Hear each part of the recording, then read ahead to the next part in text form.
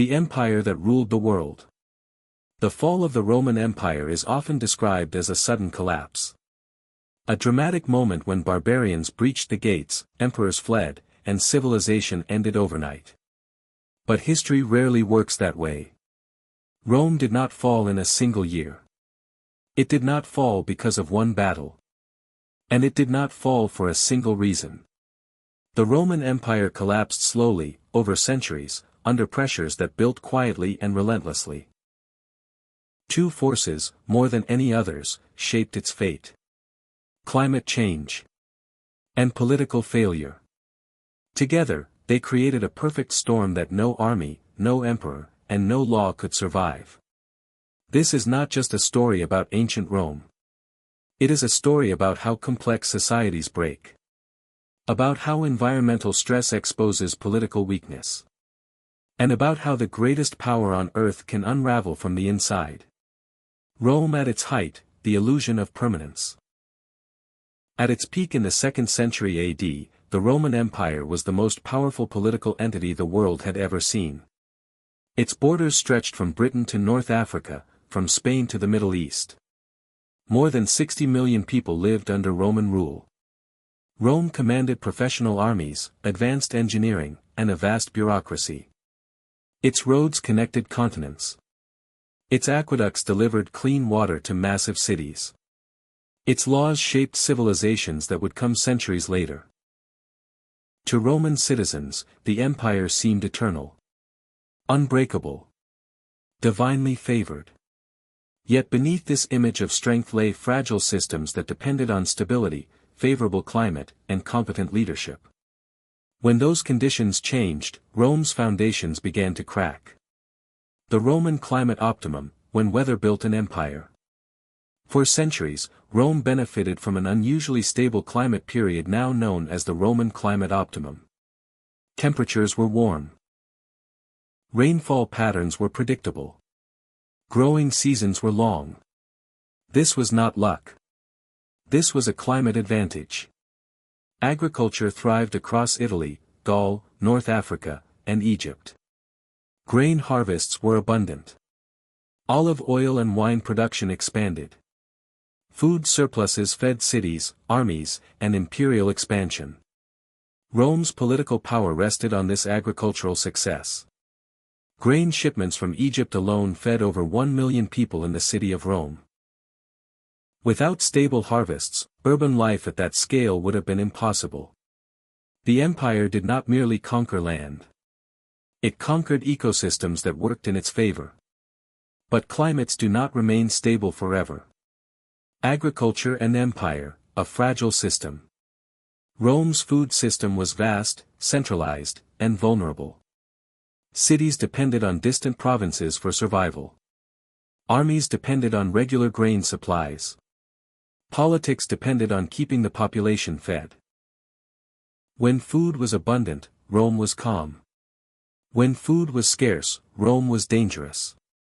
Bread shortages led to riots. Riots led to political instability. And instability weakened imperial authority. The system worked only as long as climate conditions remained favorable and political management remained competent. Neither would last. The climate begins to shift. By the 3rd century AD, scientific evidence shows that Rome's climate advantage began to fade. Triering data. Ice core samples. Sediment analysis. All point to increasing instability. Rainfall patterns shifted. Droughts became more frequent in key agricultural regions. Floods destroyed crops along major rivers. Colder temperatures shortened growing seasons in northern provinces. These were not isolated events. They were part of a long-term environmental transition. Rome's agricultural engine began to sputter. Political corruption and the death of the Republic. Environmental stress alone does not destroy empires. Political failure does. By the time climate pressures intensified, Rome's political system was already deeply weakened. The Roman Republic had collapsed centuries earlier under corruption, elite rivalry, and civil war.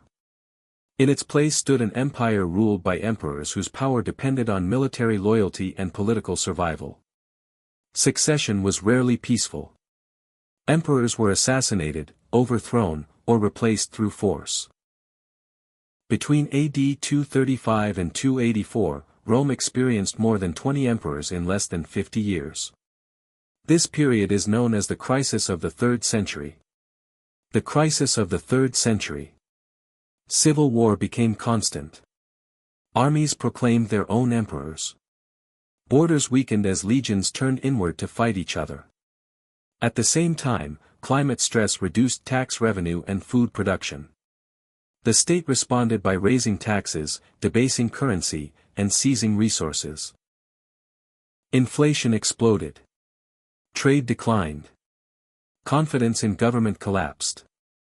The empire entered a feedback loop of crisis.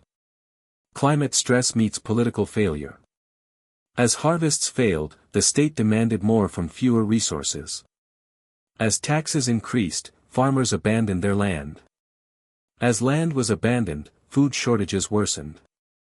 This cycle devastated rural populations. Small farmers were pushed into dependency. Large landowners gained power.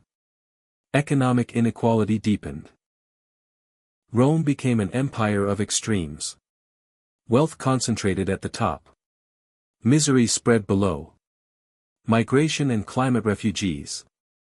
Climate instability did not affect Rome alone. It reshaped the world beyond its borders. Droughts and colder temperatures in Central Asia and Northern Europe pushed populations south and west.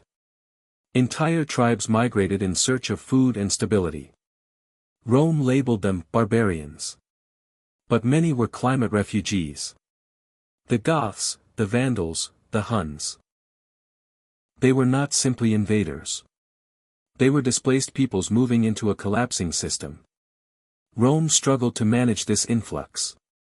Some groups were settled as allies. Others were exploited or mistreated.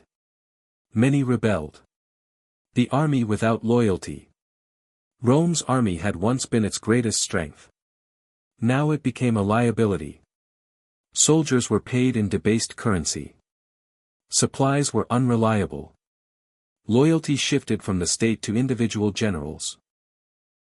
Foreign mercenaries filled the ranks as Roman recruitment declined. The army remained powerful, but its allegiance fractured. When climate stress reduced resources, the military consumed an ever larger share of a shrinking economy. The empire could no longer sustain its own defense. Plague and environmental collapse. Climate instability also increased disease. The Antonine Plague. The Cyprian Plague. These pandemics killed millions. Labor shortages followed. Economic activity slowed. Cities emptied. Trade networks collapsed. Recovery became impossible. Rome was bleeding from every system at once. The long emergency of late antiquity. By the late 3rd and early 4th centuries, the Roman Empire existed in a permanent state of emergency. What had once been temporary crises became normal conditions. Crop failures were no longer shocking events. They were expected. Political instability was no longer scandalous. It was routine. The empire adapted, but adaptation came at a cost. Emergency laws replaced republican traditions. Military authority expanded. Civil freedoms shrank. Rome survived, but it changed into something harsher, more centralized, and more brittle. Diocletian and the politics of control. Emperor Diocletian attempted to save Rome through radical reform. He divided the empire into administrative zones. He fixed prices. He bound farmers to their land. These policies were responses to real crises. But they treated symptoms, not causes. Price controls failed. Black markets flourished. Peasants fled whenever they could. The Roman state became increasingly coercive, forcing compliance instead of earning loyalty. Climate stress demanded flexibility. Politics delivered rigidity. The collapse of trust. Trust is the invisible foundation of every empire. Trust in currency. Trust in leadership. Trust that tomorrow will be better than today. Rome lost that trust. Coins lost value as silver content declined. Officials demanded payment in goods instead of money. Corruption spread from the top down. People no longer believed the empire could protect or provide. Once trust collapsed, recovery became nearly impossible. The role of North Africa and Egypt. Rome's survival depended heavily on North Africa and Egypt. These regions were the breadbaskets of the empire. Climate instability disrupted Nile flood cycles. Droughts and irregular floods reduced grain output. Food shipments became unreliable. When grain failed, cities starved. When cities starved, politics destabilized. The empire had no redundancy. Its food system was efficient, but fragile. Urban decline and the emptying of cities. Rome's cities were marvels of engineering. They were also resource traps. As food supplies declined and trade collapsed, urban populations shrank. Public baths closed. Aqueducts fell into disrepair. Road maintenance stopped. Cities that once symbolized Roman power became hollow shells. Urban life depends on surplus. Climate instability destroyed that surplus. Barbarians or survivors. Traditional histories describe barbarian invasions as violent eruptions of chaos. The reality was more complex. Many migrating groups sought land, protection, and stability. They negotiated. They settled. They served in Roman armies. Rome increasingly relied on non-Roman peoples to defend Roman territory. This was not weakness by itself. It became weakness when political unity failed. The Battle of Adrianople. In AD 378, Roman forces suffered a catastrophic defeat at Adrianople. Emperor Valens was killed. An entire field army was destroyed. This battle was not just a military loss. It was a political turning point. It proved Rome could no longer control its borders through force alone. It exposed the limits of imperial power. Climate migration had become a permanent feature of the world. Economic fragmentation. Trade routes that once spanned continents broke apart. Long-distance commerce declined sharply.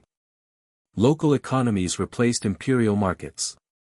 This fragmentation reduced tax revenue. Without taxes, armies could not be paid. Without armies, borders collapsed. The empire began to shrink, not through conquest, but through abandonment. Religion and political transformation. Christianity did not cause Rome's fall. But it reflected Rome's transformation. As traditional institutions failed, people sought meaning elsewhere. The church provided community, stability, and moral authority. Political power shifted gradually away from imperial offices toward religious ones. Rome was no longer united by citizenship. It was united by belief. The West and the East diverge. The Eastern Roman Empire adapted more successfully. Its climate conditions were more stable. Its cities remained economically viable. Its political administration was stronger. The Western Empire lacked these advantages. Climate stress hit harder. Revenue declined faster. Military collapse came sooner. This divergence explains why one half survived while the other did not. The sack of Rome reconsidered. When Rome was sacked in AD 410, it shocked the ancient world. But the city had already declined for generations. The sack was not the cause of collapse. It was a symbol of what had already happened. Rome fell long before its walls were breached. The final unraveling. By the 5th century, imperial authority in the West was largely symbolic. Local rulers held real power. Roman law persisted, but Roman governance did not. In AD 476, the last Western Roman emperor was deposed. There was no dramatic end. No final battle. Just silence. Why Rome could not recover. Climate instability removed surplus. Political corruption removed trust. Economic collapse removed flexibility. Recovery requires all three. Rome had none. Empires do not fall because they are attacked. They fall because they cannot adapt. The Late Antique Little Ice Age. Just as the Western Roman Empire was weakening beyond repair, the global climate entered a new and dangerous phase. Modern science calls it the Late Antique Little Ice Age. Beginning in the mid-6th century, a series of massive volcanic eruptions filled the atmosphere with ash and sulfur. Sunlight dimmed. Temperatures dropped across the northern hemisphere. Summers became colder. Winters became harsher. Growing seasons shortened dramatically. For societies already operating on the edge of survival, this was catastrophic. When the sky darkened. Contemporary writers described a sun that shone dimly, like the moon. Harvests failed repeatedly. Famine spread across Europe, the Middle East, and North Africa. This was not a single bad year. It was a generation of instability. The Roman world, already fractured, could not absorb this shock. Climate change was no longer a slow pressure. It became a sudden blow. The Justinian Plague. As climate cooled and ecosystems shifted, disease followed. In AD 541, the Justinian Plague erupted. It spread through trade routes, ports, and cities. Within years, it killed millions. Entire villages disappeared. Fields went untilled. Tax systems collapsed. The plague returned in waves for 2 centuries. Even the surviving Eastern Roman Empire was permanently weakened. Climate and disease had joined forces. Why the East survived longer?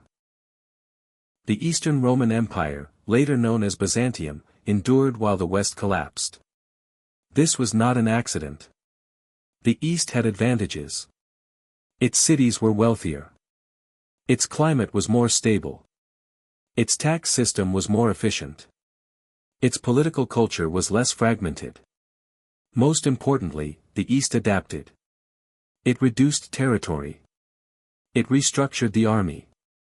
It focused on survival rather than expansion. Rome and the West had tried to preserve the past. Byzantium accepted change. Political realism versus political fantasy. Western Roman leaders clung to symbols of power long after real power was gone. They maintained imperial titles. They staged ceremonies. They spoke of restoration. But symbolism cannot feed armies. It cannot control climate. It cannot stop migration. The Eastern Empire abandoned fantasy and embraced realism. This difference decided history. Europe after Rome. The fall of Roman authority did not mean the end of civilization. It meant transformation. Roads fell into disuse. Cities shrank. Trade became local. Power shifted to kings, warlords, and the church. This world was poorer, slower, and more fragmented. But it was also more resilient in some ways. Smaller systems adapt more easily than massive empires. The myth of total collapse. Rome did not vanish. Its ideas survived. Roman law influenced medieval kingdoms. Latin evolved into modern languages. Christian institutions preserved knowledge. The empire collapsed as a political system, not as a cultural memory. Climate destroyed Rome's structure. People carried Rome forward in pieces. Migration creates a new Europe. The migrations that Rome could not control reshaped the continent. Germanic kingdoms emerged. New identities formed. Old borders dissolved. These movements were not chaotic invasions alone. They were responses to environmental stress. Climate change rearranged populations across continents. Lessons written in ice and ash. Rome's story carries a warning.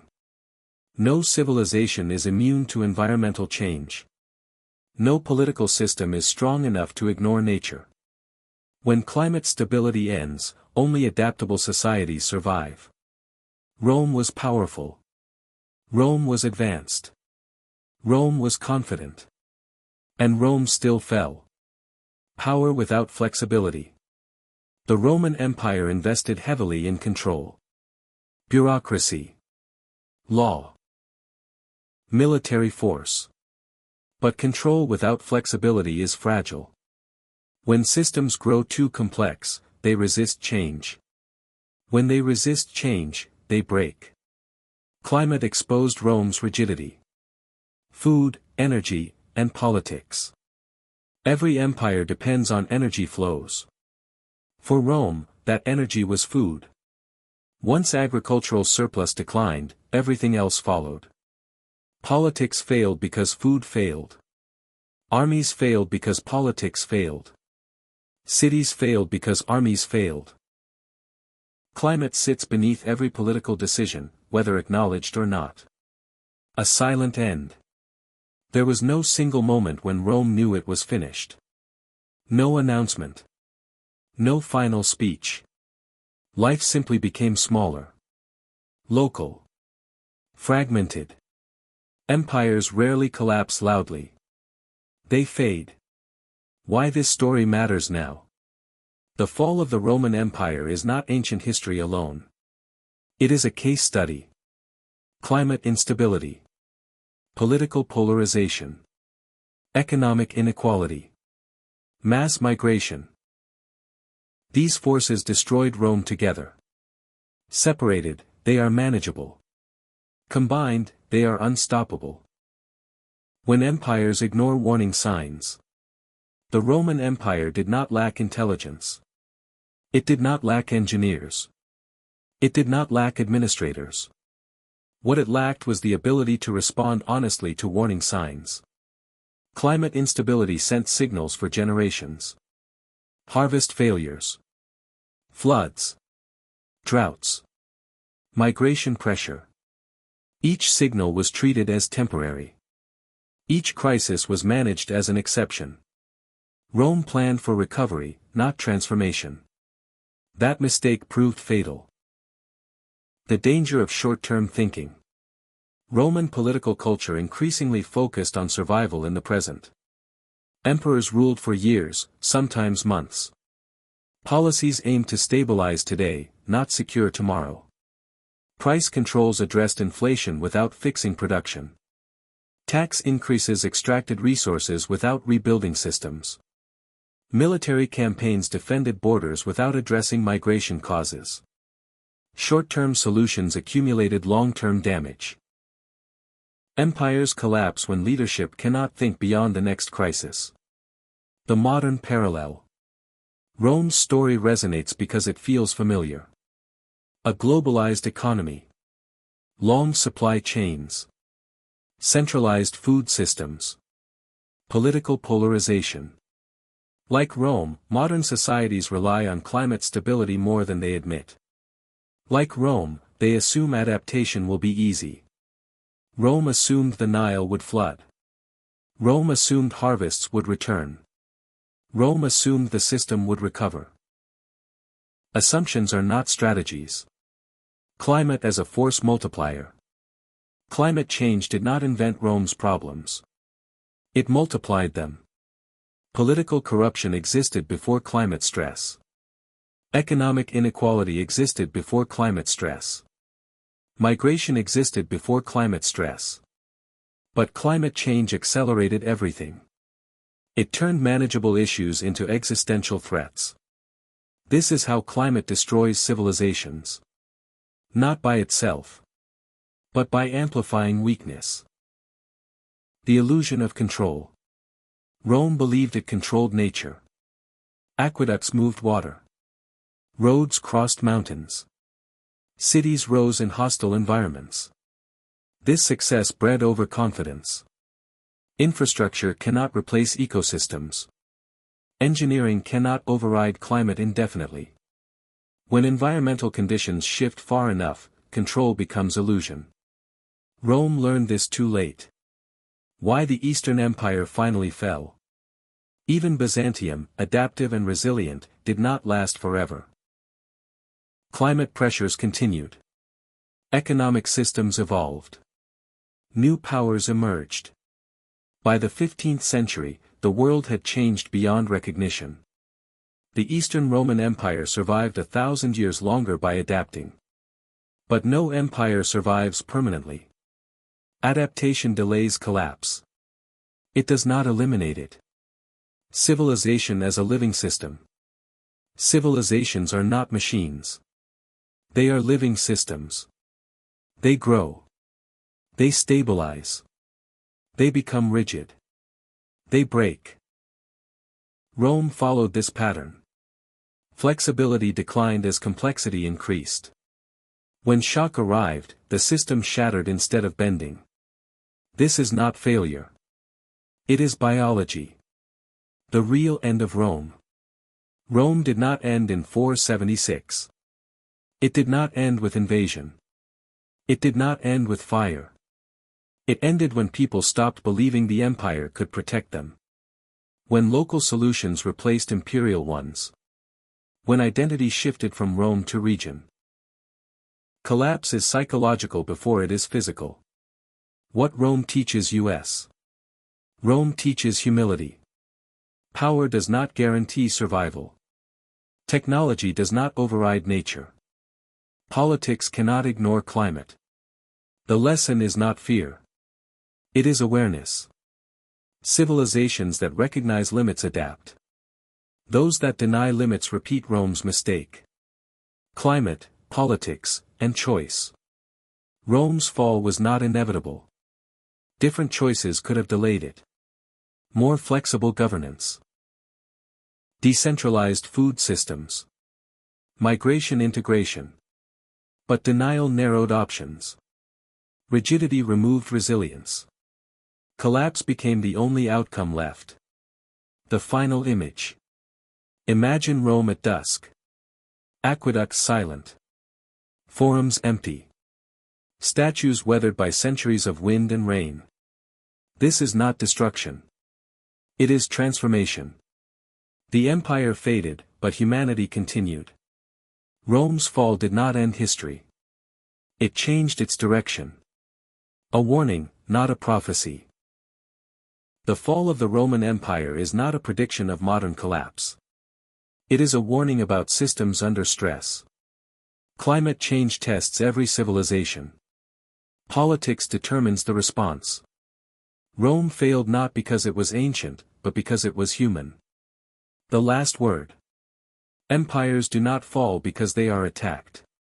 They fall because they cannot adapt. Rome could conquer the world. But it could not conquer climate. And in that struggle, history chose the winner.